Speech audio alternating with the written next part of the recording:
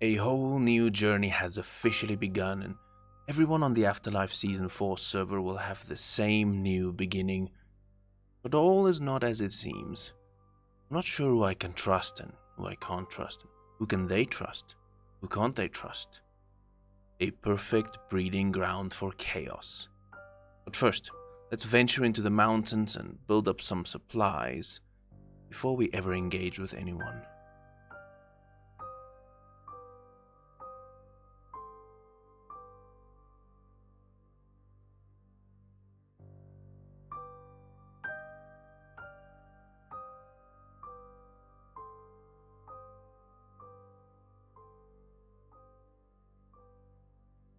Welcome to the secluded mountains that are pretty far away from spawn, so hopefully none of the members wander around and accidentally discover this place. We should be pretty secluded and safe.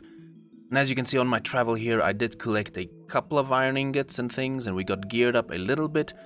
But I have 4 main objectives now, and the first one is to get fully geared up. We need some iron shoes and all the iron tools. The second objective is to get food going. We're gonna grow some wheat. Then we need to build a shelter that doesn't draw anyone's attention. So we need to figure out what that is. And the fourth thing is I want to find a village and secure some villagers. The simplest thing to start with is to plant some food, and I do have seeds ready.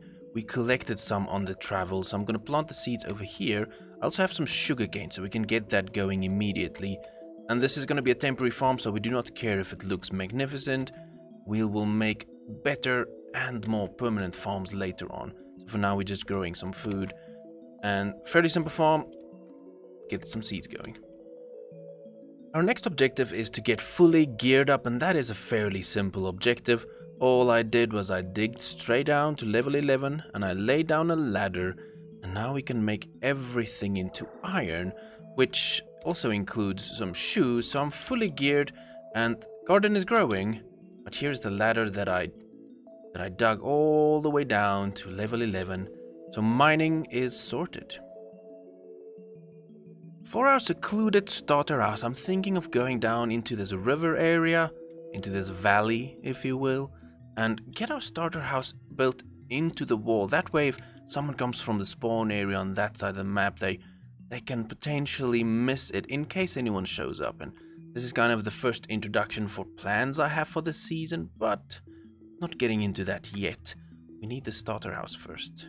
I decided to go with some cobbled deep slate, I think that's what it's called, and just spruce all over the place, and this is how it turned out.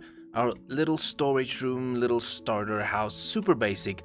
Don't need something crazy at this point, because we'll get a permanent place later on, or we'll expand this into a permanent place. We'll see what happens.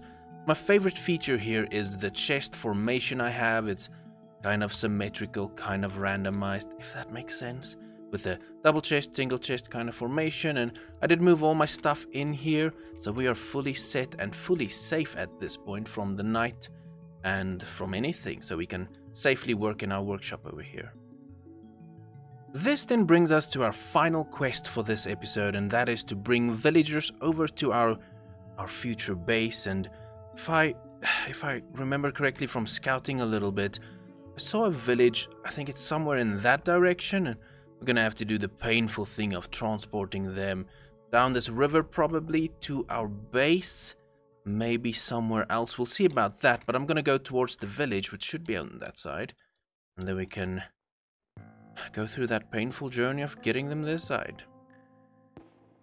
Turns out it's not that complicated. Over there in that dirt cube is 2 villagers, and it was fairly simple. Just here, out of render distance, 500, so from my base 500 blocks that way is the village, and I just brought them down from the village into this river, and then I used pistons to get them up there and all the way to my base. So it was fairly simple, and I even prepared a space where I'm gonna keep them.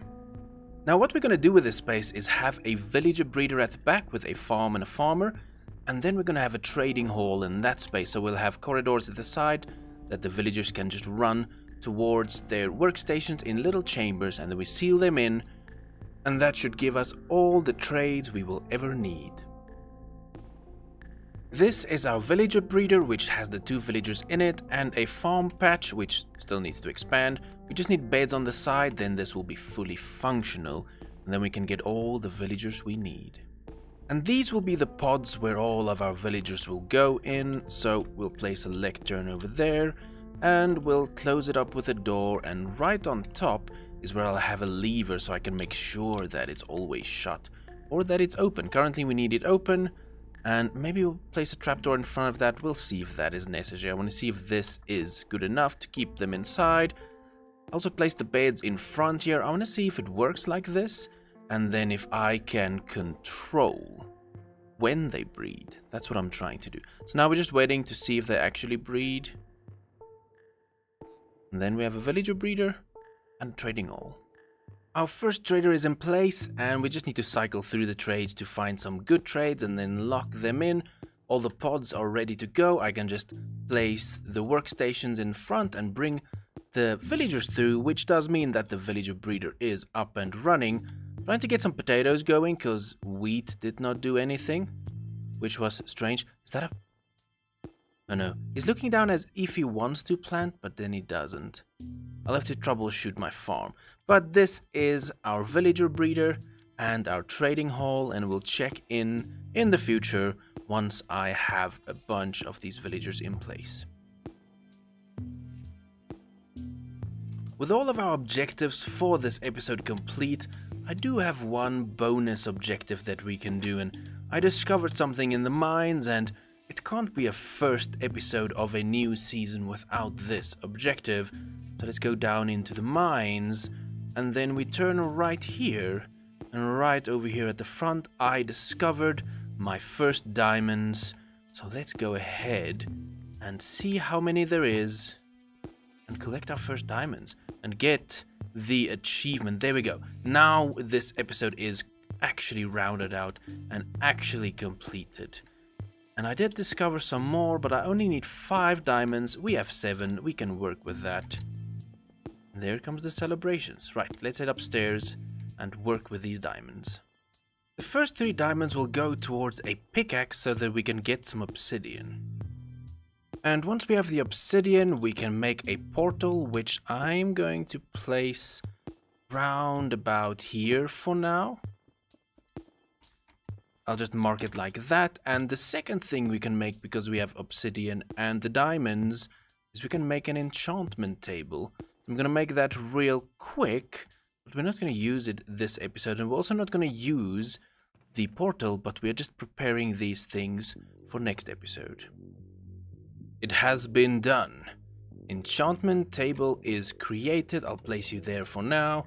And our portal's outline has been placed down at the top. So we can just light that up next time and just go to the nether, see where we're at, and see if we can find some glowstone to speed up our villager breeder.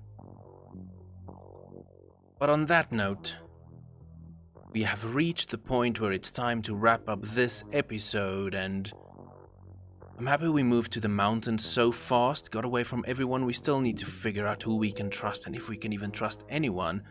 At least we can trust our villagers, because they will always deliver.